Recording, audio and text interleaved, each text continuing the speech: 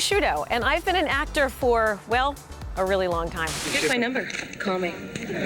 I've worked with some of the most famous people in Hollywood. Anything unusual occur? Define unusual. And taken on some roles I'd rather forget. Now my industry friends join me with their stories of faking it, making it, and taking it in Hollywood. And now, here's Nellie. Hi, I'm Nellie Sciutto. Welcome to 50 Moments, Faking It, Making It, and Taking It in Hollywood as a Working Actor. And this is my podcast based on my book of the same title. And it's all about my Hollywood experiences over many, many years spent out there. And not all of it takes place in Hollywood. A lot of it is, I moved to Dallas. A lot of my work takes place here in New York, around the country, et cetera.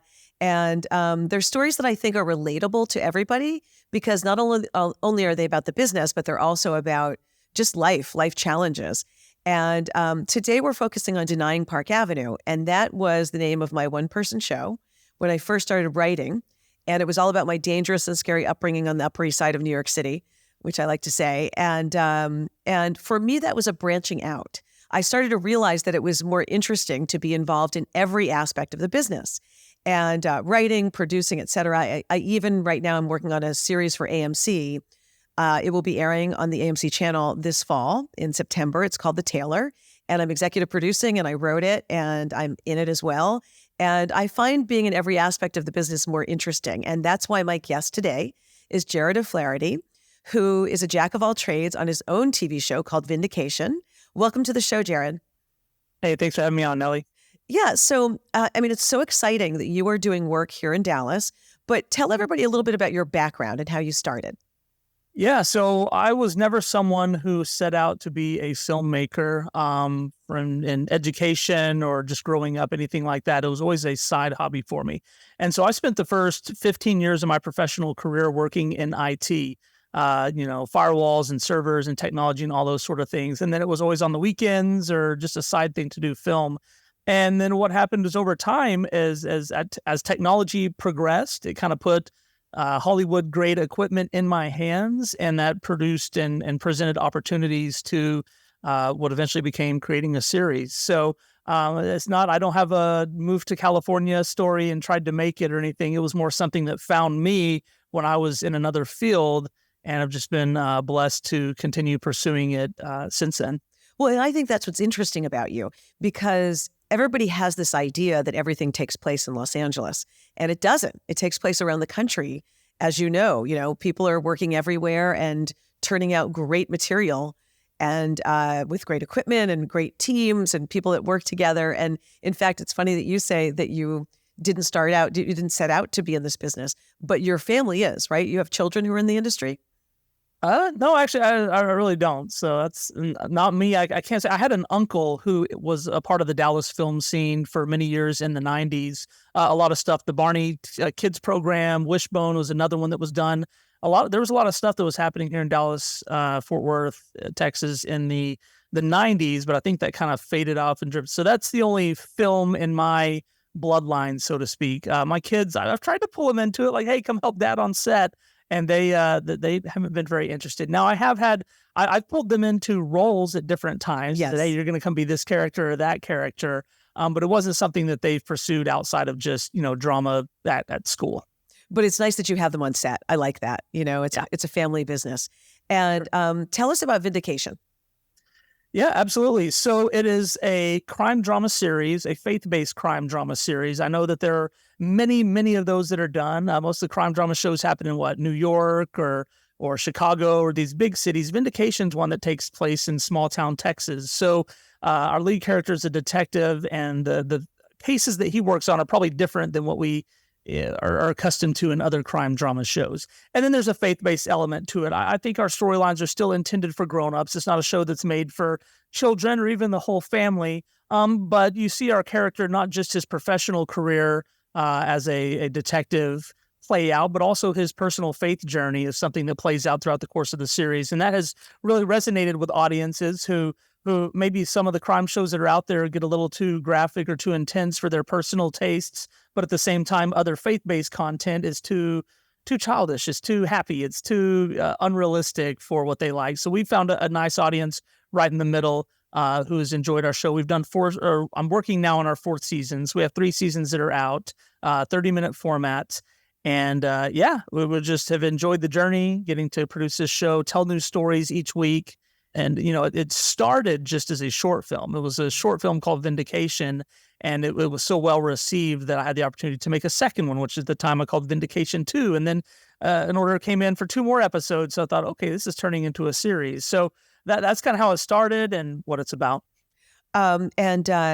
About the faith-based part of it, it's great that you're combining the two. It's a very interesting combination. The show is fantastic. How did you pull that in? Is that a big part of your life? Well, yeah. I'm a Christian, a believer. And so it wasn't hard for me to have elements of that worldview show up in the storyline.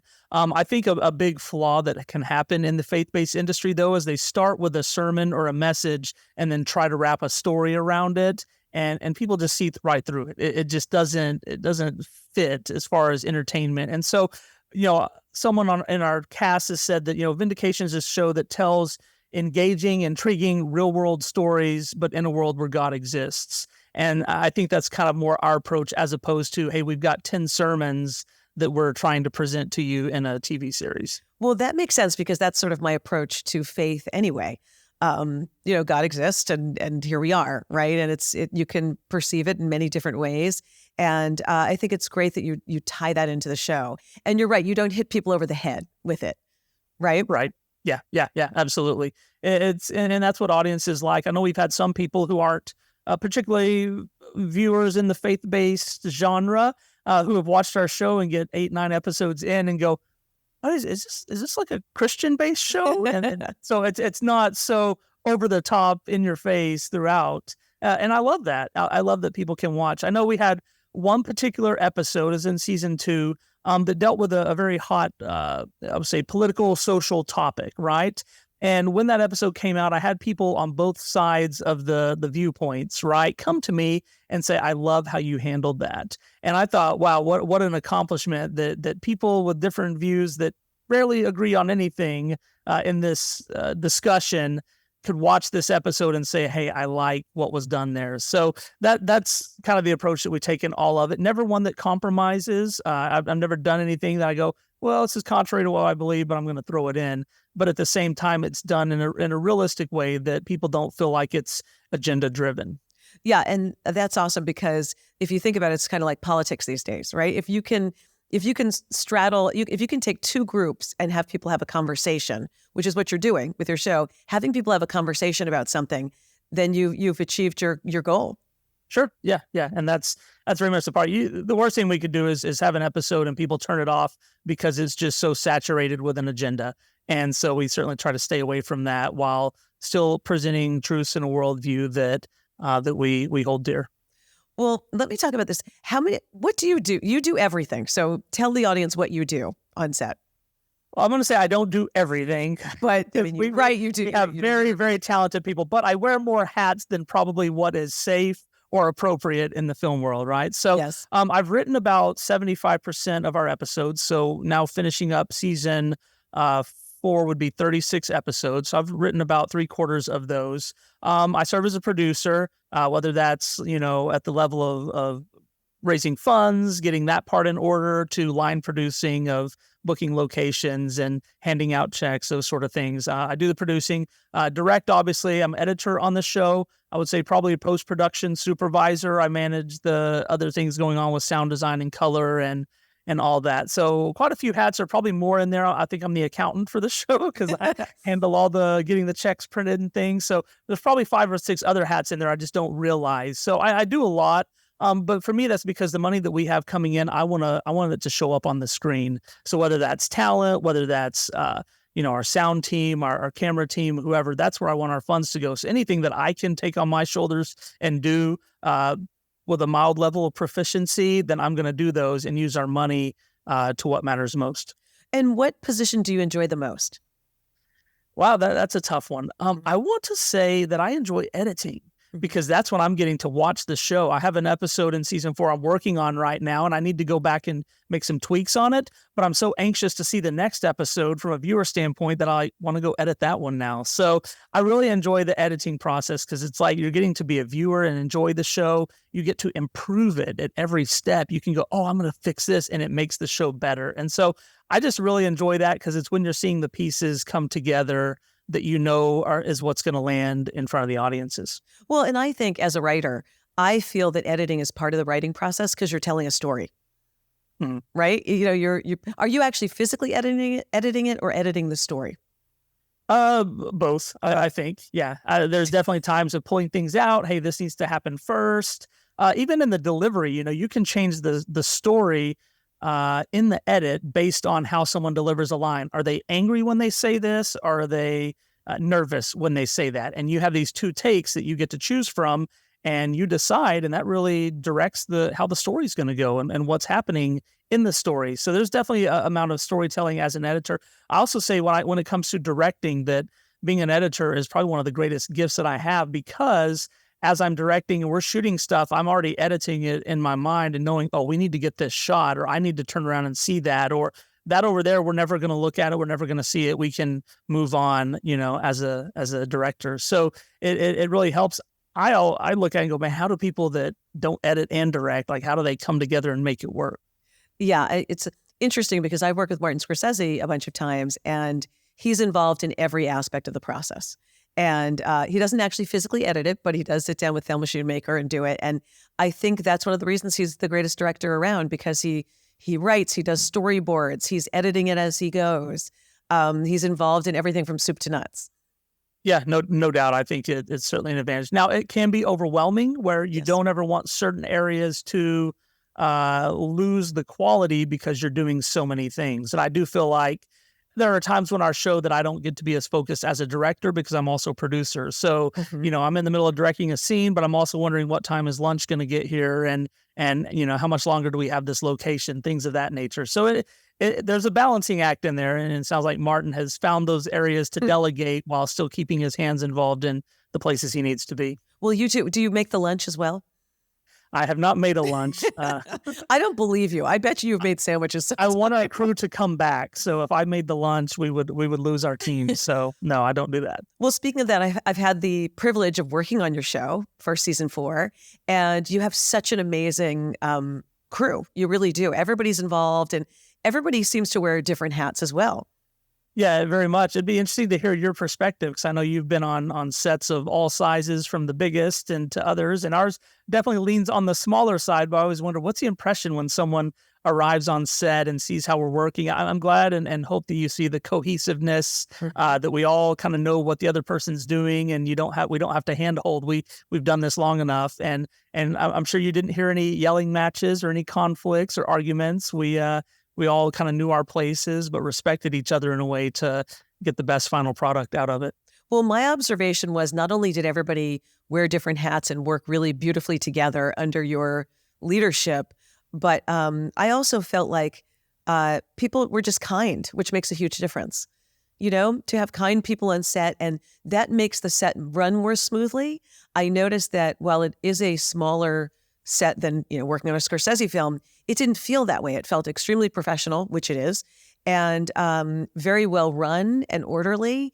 And I also felt like it just was, it was a well-oiled machine, right? It didn't feel like anything was falling apart on the sides, Right. Yeah. And we've been fortunate to have most all of our episodes go that way. For us to be in a 4th season, anybody, if you get, enough willpower, you can pull off one episode or even one feature or a short film.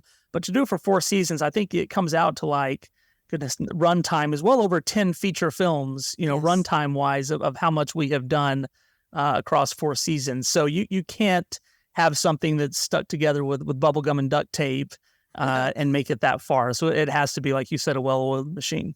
And what do you shoot on?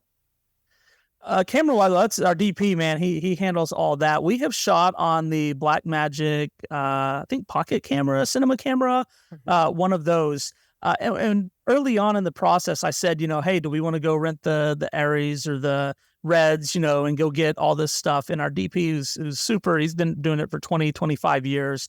He uses those all day long in his other, his normal work outside of Vindication. He said, Jarod, out of this Black Magic, I can pull 98% of the same image that you get with those. So if you want to spend your money on all those, that's fine. But for this one that's much more economically priced, we can get 98% of the image. And so we've done that. And I've never heard anyone come back and say like, oh, it doesn't look good enough. We really have a beautiful picture that comes out at the end. Well, when I'm doing shoots for CBS 11, sometimes I'll use my phone. Like I'll cover the Oscars and I'll use my phone secretly. I'll get some extra footage and nobody has any clue. So I was talking to a friend recently and I thought we've got to come up with a product that we make that looks like a big film camera and you just slip your phone in it. Yeah. So it'll look like, you've got the big, oh, look at they're professional. It's just their phone inside of it. That's not a bad idea. Because when you come out with a phone, sometimes they're like, what are you doing? What are you doing? Are you professional? Anybody can do that, which is not true. But, okay. So what's the difference, Ben, for each season? Like tell us about season 1 as opposed to now season 4. Yeah, that's a great question. So when we started season 1, I kind of mentioned a little bit about it being a short film, and then an order came in. We didn't start with, hey, go make 10 episodes. It was really an episode by episode, are we going to get greenlit for another episode? And once it comes to an end, then we'll release it. So when you watch the first season, it very much stands out in that way, that each episode is self-contained, and each time we thought it may be the end of the season.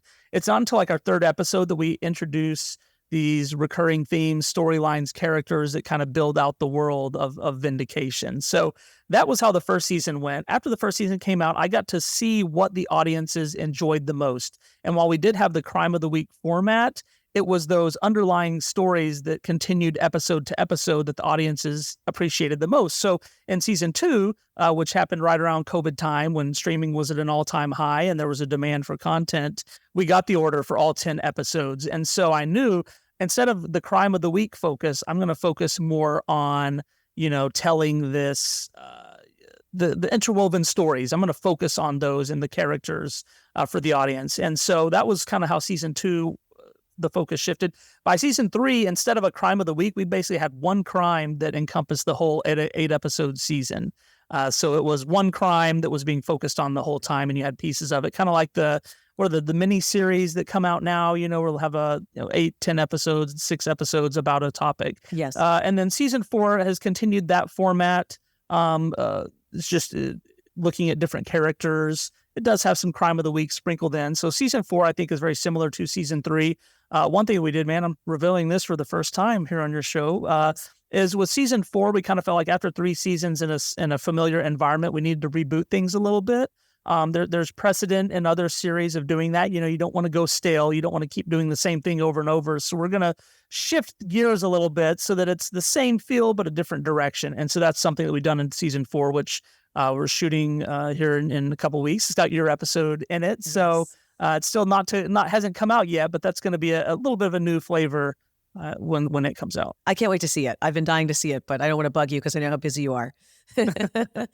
And you have such a great crew, like we said. I noticed that. I at some point would love to just participate in that because I think it's great. It's a team. It's a real team. Yeah. And I know it's frowned upon to call it family when you're all working together and getting paid. It's kind of generic in corporate world. Oh, we're a family. It's like, no, we're not. We're employees and employers. Yeah. But I do hear a lot of times they say it's like family. Our sound guy that I met through Vindication tonight, he and I are going to the gym to work out together. And we never knew each other prior to Vindication. So you really have had this family thing come together. I know of different cast members that have lost family members, crew members that have lost family members, and members of the crew show up to the funeral, to the service. So it really has built that family thing that we've been together for, more than 5 years and spent lots of long hours and cold nights and hot days together and sweated and bled and all those things. So. Yes. Yeah. And your music is wonderful. Tell us about the music process. Yeah. So I have a composer. He is a Berklee School of Music graduate up in Boston. Mm-hmm. We got connected through YouTube. We did not know each other. He had seen a video I made and asked if he could score it for a school project. And that's how we got connected. And that was in 2011. So For the last 11 years, we have just stuck together. He's super gifted. He writes an original score for every episode, and he keeps similar themes, so it's always Vindication, but it's never recycled, generic, anything like that. He writes stuff, and he's working on that right now, and it's always, to me, I said I enjoy editing. It's one of the fun parts is when that music comes in, and I get to add that layer of emotion and depth and see it and experience it for the first time. Because when you're on set shooting an emotional scene, you don't hear the music playing, right? It's just silent. It's just, you're there and doing it, and you add that music, and that's what draws the tears or the heartbeats or whatever from the audience. So it's great working with him. And we've met in person maybe 4 or 5 times over the last 11 years. So it's kind of this friendship from afar. And I met him for coffee with you. You're right, yeah. Okay, and my son goes to Emerson College in Boston to study film. So I've spent a lot of time in Boston, and it's right next door to Berklee School of Music. So it's a great town. But anyway, he was a great guy, and his music is really wonderful. It does really put a bow on it. It leads your emotions as an audience member. Yeah, and he always tells me when he goes in, it's kind of a weird job, is he doesn't want people to notice the music. He says, if I'm doing my job well, people aren't sitting there paying attention to the music, they're caught up in the moment.